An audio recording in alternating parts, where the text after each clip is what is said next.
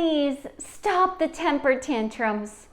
I think it's safe to say, if you have kids, that you have said this before.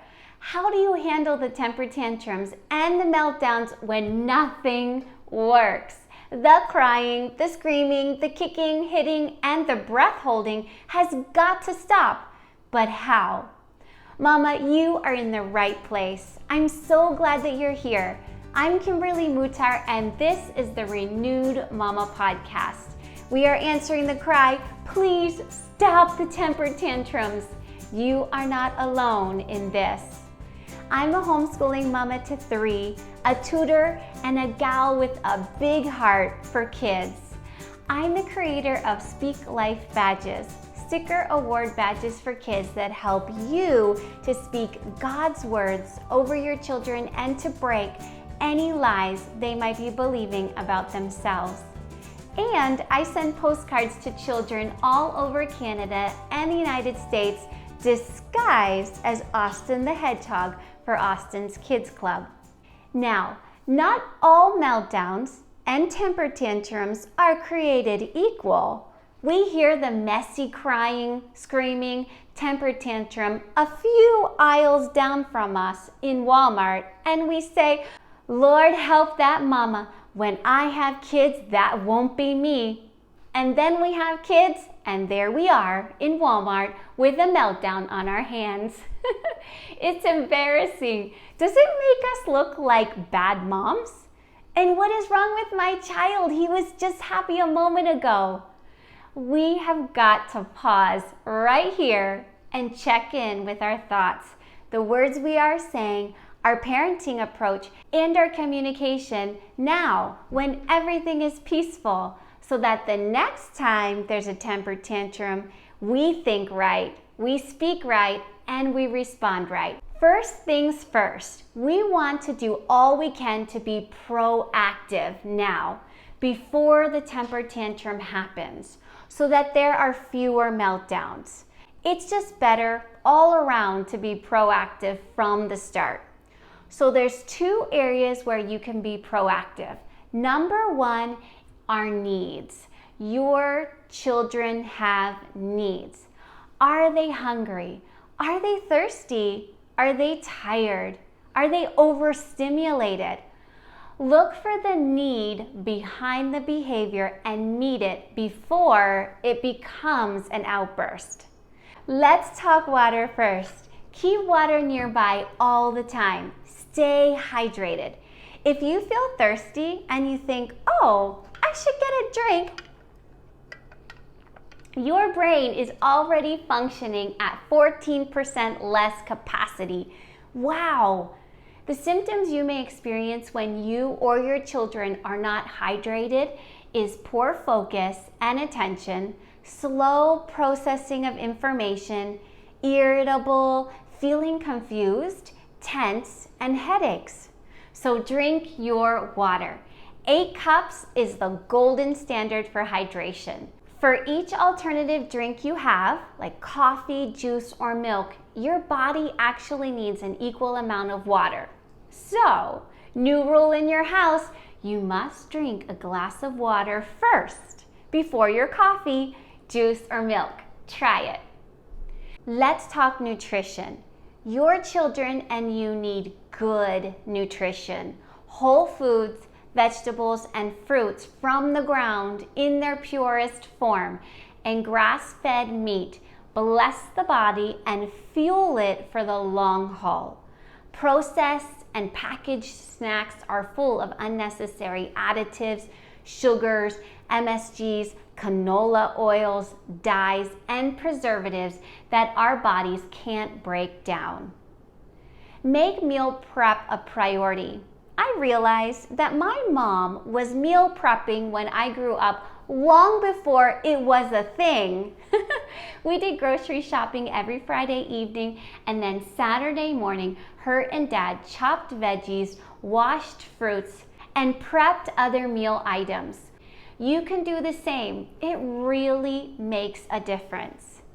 Then you can quickly have a snack plate or a container of grapes, nuts, thin carrots and celery sticks, clementines, blueberries, small cheese squares on the center of the table or in a cooler bag to go so they don't get hungry and melt down.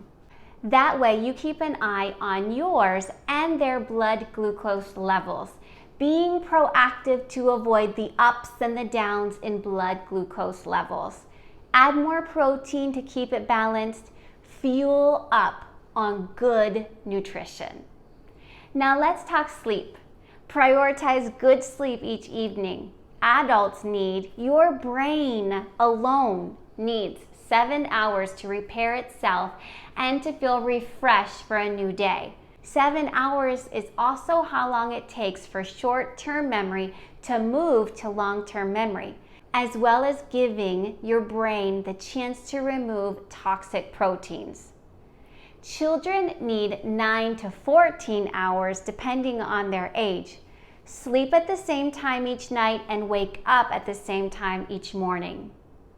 Remember, just like you have a fuel light in your car that tells you when the gas is getting low and you need to refuel, our children and us as adults have the same fuel low warning signals: hungry, thirsty, tired, short, impatient. Too much chaos is going on. What's up with these kids? They're going crazy. It's just the warning sign flashing red to tell you, stop, let's meet some physical needs. Do you want your words of encouragement and praise to have a lasting impact on your children? Then give them Speak Life Badges Sticker Awards. Here's what Erica had to say about Speak Life Badges. Today I challenged Clayton to take a baby step in bravery at the splash pad. I know these little word seeds of encouragement will grow and help him when he needs bravery in the future. At bedtime, I removed the sticker and placed it beside the mirror. Just glancing at it really encouraged my heart too. Words seem so small, but are so powerful and can completely change the way we view ourselves. Shop Speak Life Badges today at speaklifebadges.com. You can also be proactive with your child's feelings. Does your child feel valued, cared for, safe, connected? Your child wants to know from you, am I valuable? Am I safe? Am I loved?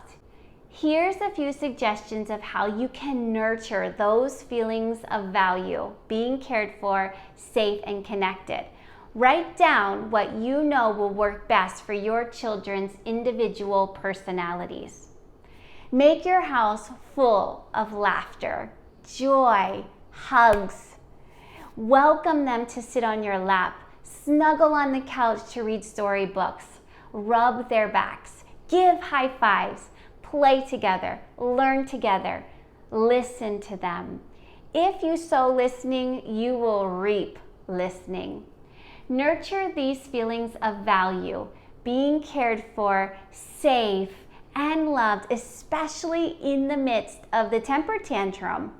A soft tone of voice, gentle, open body language, looking them in the eyes, and getting down to their level all helps to express to them that you care about them. You aren't angry, you want to help them. Pre-game them. This is another way that you can be proactive so as to prevent the temper tantrum from coming. Before you even enter the store, the restaurant, the zoo, the museum, or the play place, tell them how they are expected to behave. When they are older, they can tell you how they will behave. We are going into the store to buy this, this, and this. We are not buying treats or toys. Stick to it, Mama. Keep your word.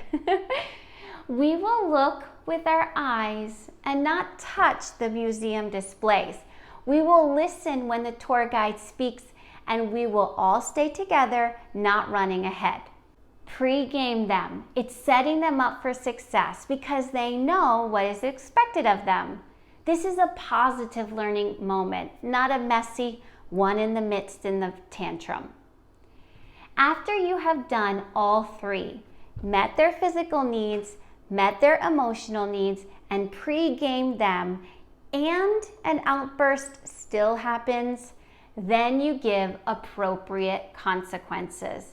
That may mean leaving the play place or the museum. They miss out on the privilege later, video game time, movie night, a sleepover, whatever teaches them that a meltdown is unacceptable.